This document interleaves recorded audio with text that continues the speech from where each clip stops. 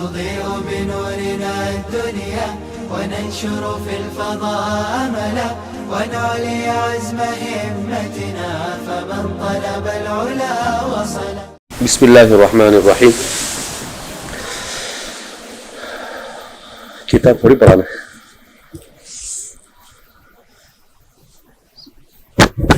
ہمارے مدارس اسلامیہ میں پہلے تخصصات نہیں ہوتے تھے. پہلے اس طرح سے دور حدیث شریف تک تعلیم دی جاتی تھی کہ طالب علم جو جس فن سے مناسبت رکھتا تھا اس فن میں مہارت حاصل کر لیتا تھا.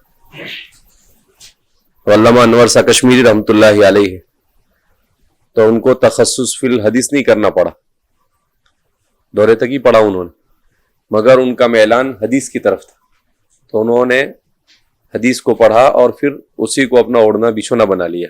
مفتی شفیع صاحب ہے تو انہوں نے کوئی دارالافتاء میں تعلیم نہیں حاصل کی، بلکہ ان کا مزاج کہاں پر تھا؟ فقہ کی طرف تھا، افتاء کی طرف. تو اسی میں حضرت مولانا اعجاز صاحب ان کا ادب کا مزاج تھا. تو یہ سب لوگ صرف دورے تک پڑھے ہوئے، مگر پھر جب آہستہ آہستہ طلباء میں محنت کا جذبہ کم ہو گیا اور پڑھنے پڑھانے کے طریقے میں ضعف اور کمزوری آئی تو پھر ضرورت محسوس ہوئی کہ بھئی تخصصات کے شعبے ہونے چاہیے تاکہ کچھ نہ کچھ بچے ایسے تیار ہو جو مختلف میدانوں میں امت کی ضرورت کو پورا کر سکے. تو اس لیے یہ افتاء اور مختلف شعبے پچھلے 40-50 سال 30 سال میں قائم ہوئے. ابھی افتاء کے بھی لوگوں نے اتنے بنانا شروع کر دیا کہ اس کی بھی اہمیت آہستہ آہستہ کم ہونے لگی. تو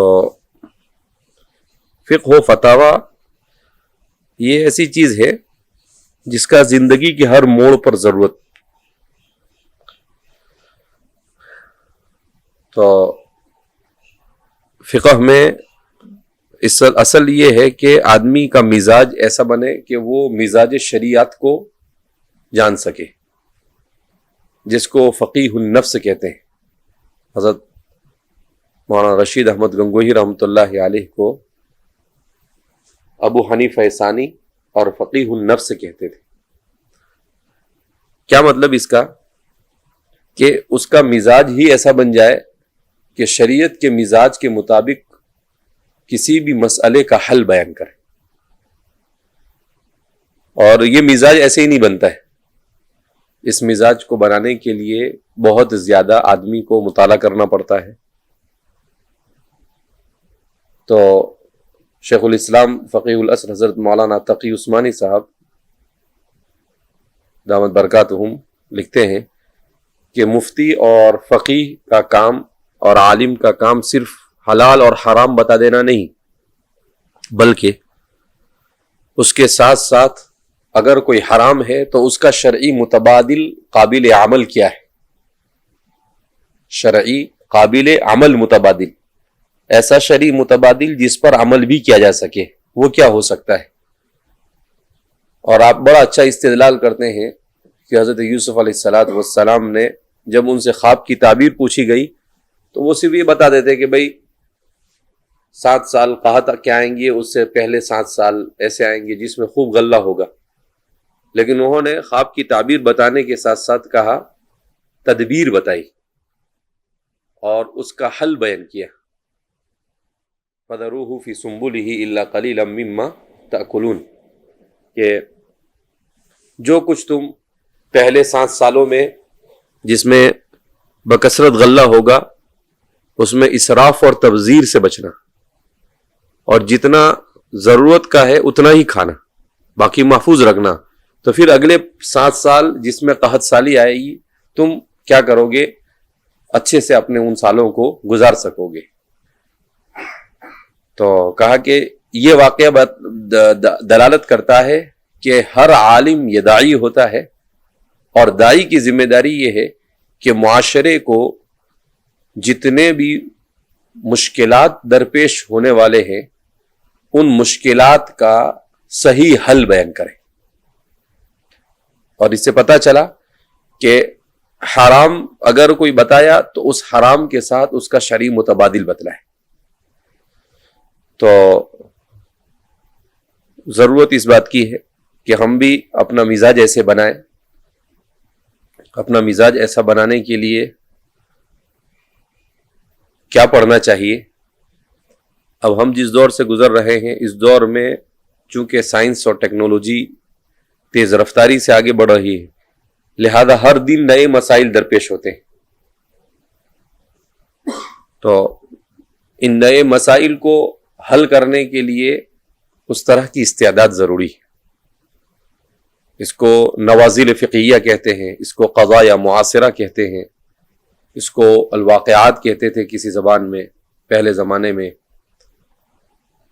تو نوازل فقہیہ کا بھی استحضار ہونا چاہیے. اسی لیے ہم نے بھی ابھی جامعہ میں ایک پروگرام رکھا تھا، مولانا سلمان صاحب، مفتی سلمان صاحب مدراسی کا 2 دن کا. تو انہوں نے تجارت سے متعلق جو جدید مسائل ہے ان مسائل کے اوپر 2 دن تک طلباء کے سامنے روشنی ڈالی. طلباء کو جو سوال ذہن میں آتے تھے وہ سوال کرتے تھے. تو اس لیے بڑے مسائل ہیں، اور جتنا دور آگے بڑھتا جائے گا معاملات کے اندر مسائل میں اضافہ ہوتا جائے گا. اس لیے خاص طور پر 2 چیزوں پر بہت زیادہ گہرائی کے ساتھ مطالعے کی ضرورت ہے. ایک ہے فکر اور دوسرا ہے معاملات. اس لیے کہ فکری مسائل اور بیوع اور معاملات کے مسائل یہ 2 ہی بہت زیادہ درپیش ہیں. فتنوں کی وجہ سے فکری مسائل درپیش ہوتے ہیں، اور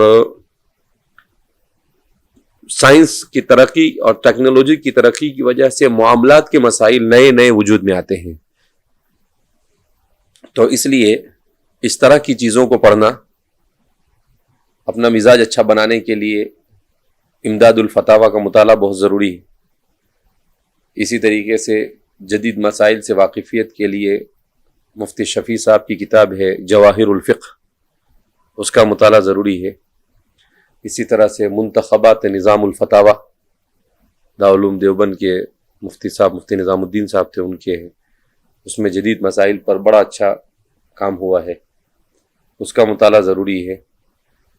اسی طرح سے شیخ الاسلام فقیہ العصر حضرت مولانا تقی عثمانی صاحب کی کتاب اسلام اور جدید معیشت و تجارت، اس کے علاوہ آپ کے معاملات کے مسائل پر پورا ایک سیٹ ہے، 8-10 جلدوں میں ہے، اس کا بھی مطالعہ ہونا چاہیے، جس میں آپ کی تمام کتابوں، تقریروں اور تحریروں سے آپ کے کچھ تلامذہ نے جو معاملات سے متعلق فضائل تجارت، مسائل تجارت، ان سب چیزوں کو جمع کیا ہے. میرے ذہن میں نہیں اس کا نام، 7-8 جلدوں میں ہے. فقہ البیوع الگ ہے، یہ اردو میں ہے، 8 جلدوں میں ہے. نہیں پتا نہیں 8 جلدوں میں ہے، میرے ذہن میں اس وقت اس کا نام نہیں. وہ ضرور ہونی چاہیے ہمارے بچوں کے پاس. فقہ البیوع علی المذاہب الاربعہ پر بھی ہمارے یہاں پر ابھی کام ہو رہا ہے، اس کی تلخیص ہو رہی، تو انشاءاللہ بہت جلد وہ بھی منظر عام پر آئے گی. تو فقہ البیوع علی المذاہب الاربعہ اسے پڑھنا چاہیے. اسی طریقے سے مولانا عمران اشرف صاحب ہے، شیخ الاسلام حضرت مولانا تقی صاحب کے صاحبزادے ہیں، ان کی کتاب ہے شرکت و مضاربت عصر حاضر میں. جو کتاب مل جائے ٹھیک ہے، نہیں ملے تو نیٹ پر بھی یہ ساری چیزیں اب مل جاتی ہیں. تو شرکت و مضاربت عصر حاضر میں. اسی طرح سے مولانا رفیع صاحب کے صاحبزادے ہیں مفتی زبیر صاحب، ان کی کتاب ہے اسلامی قانون اجارہ عصر حاضر میں. تو ایجنٹ سے متعلق مسائل، وہ ساری چیزیں اس میں بڑے اچھے انداز میں انہوں نے ذکر کیے. اسی طرح مولانا اعجاز صمدانی صاحب کی کتابیں بڑی اچھی ہے اس باب میں. مولانا اعجاز صمدانی کی کتاب ہے غرر اور معاملات پر اس کا اثر. اور غرر اور اس کی شکلیں. تو اس طرح کی چیزیں، کیونکہ اردو میں بھی الحمدللہ ماشاءاللہ کافی کام ہو رہا ہے، تو ان جدید مسائل پر اسی طرح سے مفتی افضل صاحب کی ہے جو کتاب آئی ہے دوری پر، کیا نام ہے اس کا، افضل التطبیق العصری، اس کا ماشاءاللہ اس کے 3-4 ایڈیشن اب تک کے شائع ہو چکے ہیں، پاکستان میں بھی اس میں شائع ہو چکی ہے، اور ماشاءاللہ وہ ابھی ان کو لگایا ہے تو ہدایہ پر بھی کام کر رہے ہیں، تو ہدایہ پر بھی انشاءاللہ ان کا کام بہت جلد آنے والا ہے. تو بہت ضروری ہے، اس لیے کہ مارکیٹ میں ہم اتریں گے اور ہمیں مارکیٹ کی صورتحال کا علم نہیں ہے تو ہم لوگوں کو صحیح مسئلہ نہیں بتا سکتے. پھر لوگ کیا کہتے ہیں کہ بولتے ہیں کہ بھئی حلال حرام جانو، لیکن مولانا لوگوں کو ہی نہیں معلوم ہے حلال حرام کیا ہے. تو اس لیے یہ سب چیزوں کا مطالعہ بہت ضروری ہے، اور مسائل جدیدہ کو جاننے کے لیے جتنی ہماری فقہی اکیڈمیاں ہیں، میں نے ایک مضمون لکھا تھا اس سے پہلے، بر صغیر میں مسائل جدیدہ پر ہونے والا کام، اس میں سب کتابوں کے نام وغیرہ بھی دیا ہے، اور مفتی افضل صاحب کی جو کتاب آئی ہے تطبیق العصری، اس میں بھی اس کی جو دوسری جلد معاملات، اس میں مقدمہ ہے 30-35 صفحے کا، اس میں بھی بہت ساری کتابوں کے نام دیے ہیں کہ معاملات پر عربی اور اردو میں کون کون سی کتابیں آپ کو پڑھنی چاہیے اور اپنے پاس ہونی چاہیے. تو فکری مسائل سے واقفیت بھی بہت ضروری ہے، اس لیے کہ میدان میں فتنے بہت زیادہ ہیں. تو حکیم فخر الاسلام صاحب کے ساتھ ہمارا اس میں بھی الحمدللہ کافی کام ہو رہا ہے. ابھی خاص طور پر الانتباہات المفیدہ فی الاشتباہات الجدیدہ حضرت تھانوی کی ہے، جو حضرت نے علی گڑھ میں تقریر کی تھی.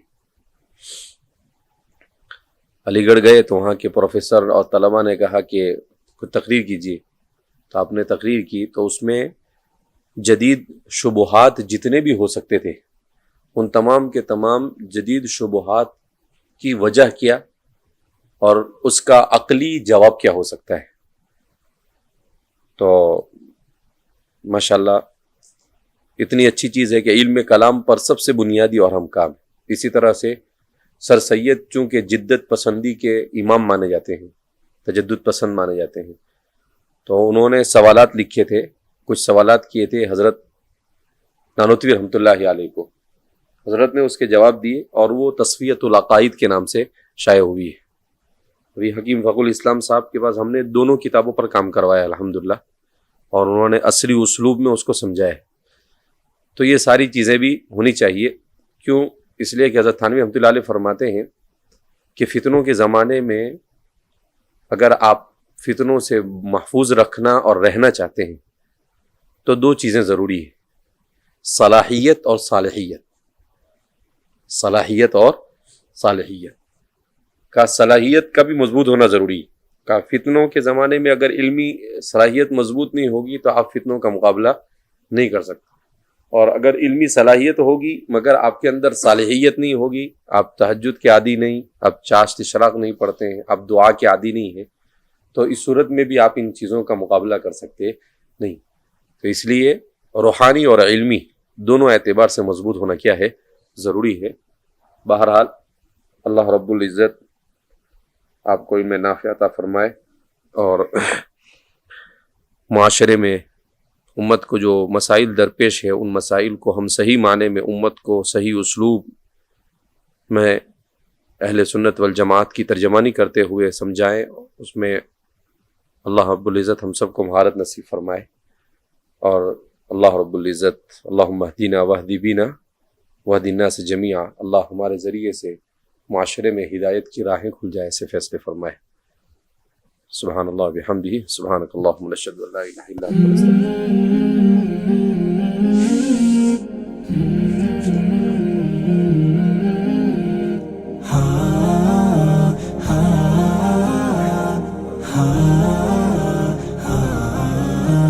العلم طريق للجنة والجنة هي ما نتمنى. هيا كي نطمح في الدنيا لنحقق آمالا عليا، نتعلم بحثا علميا، نكتب أبحاثا ورقيا، بتفان يتجاوز حلما، يتألق حسنا أبديا. العلم طريق للجنة والجنة هي ما نتمنى. هيا كي نطمح